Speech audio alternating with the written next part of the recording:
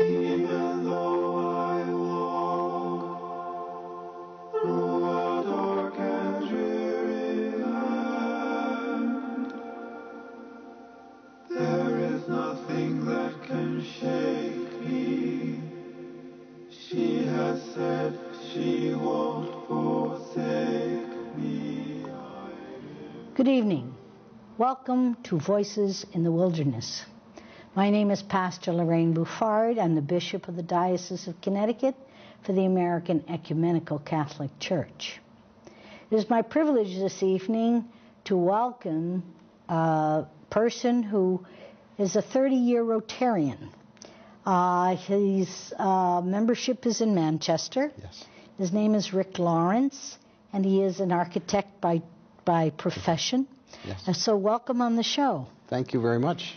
One of the things that's very special about Rotary is the wonderful, wonderful projects that they do, not just in their local area, but worldwide.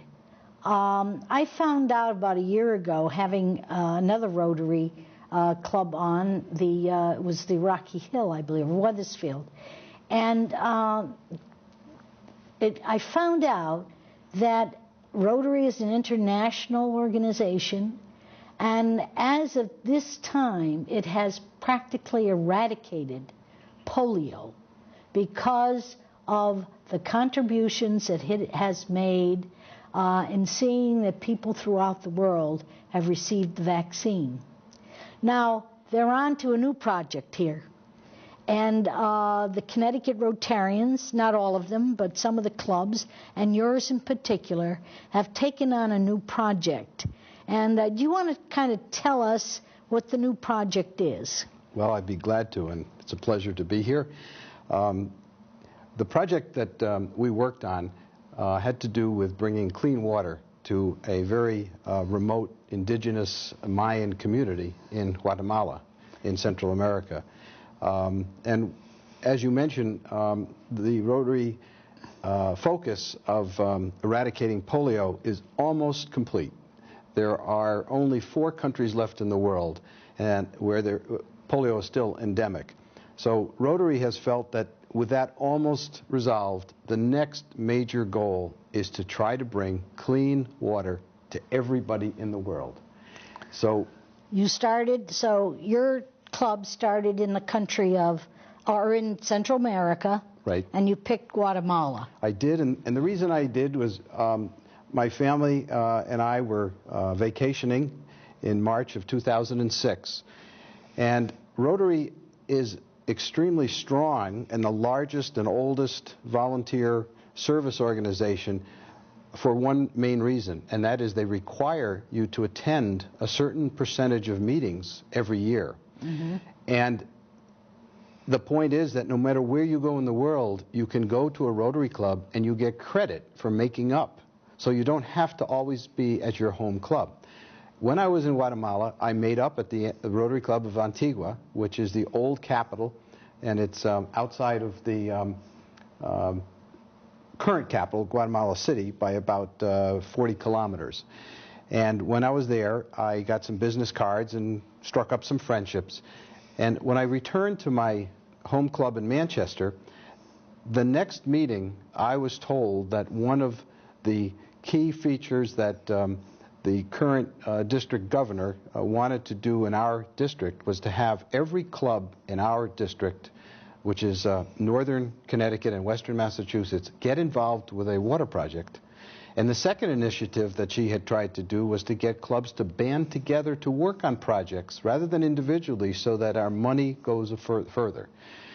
I went home that evening because I had been given a DVD from the people in Guatemala about what their club did, and I put it in my computer, and what do you know, they had worked on some water projects.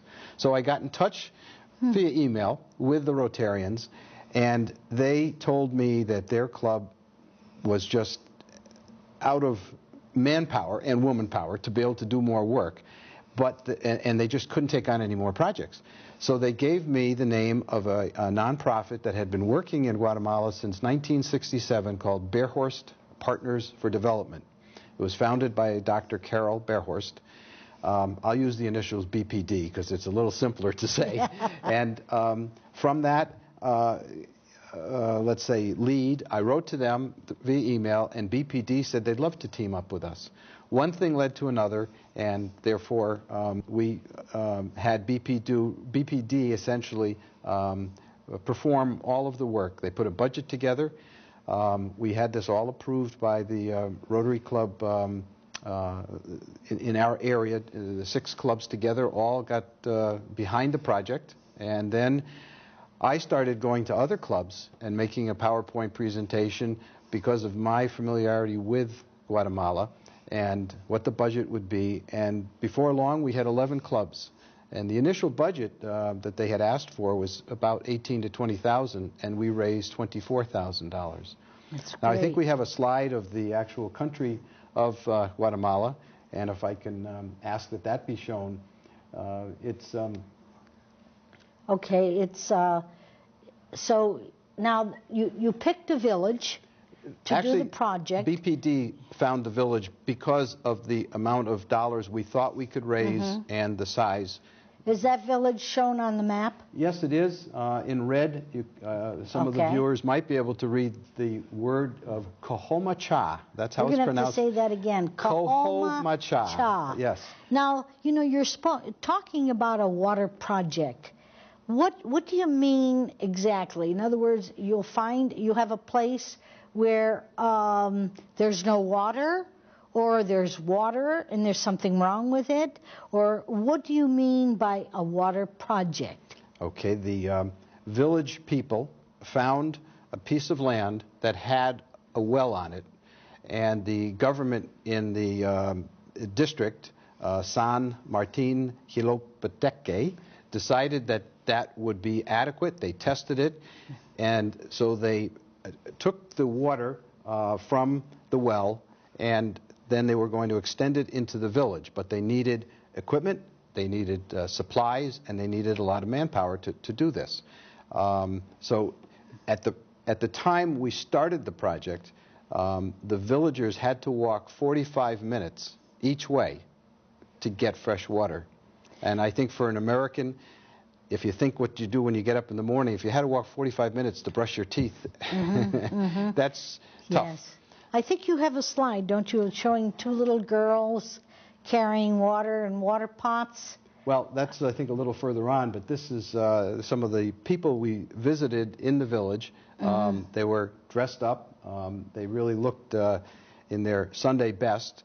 What happened was that my wife and I went down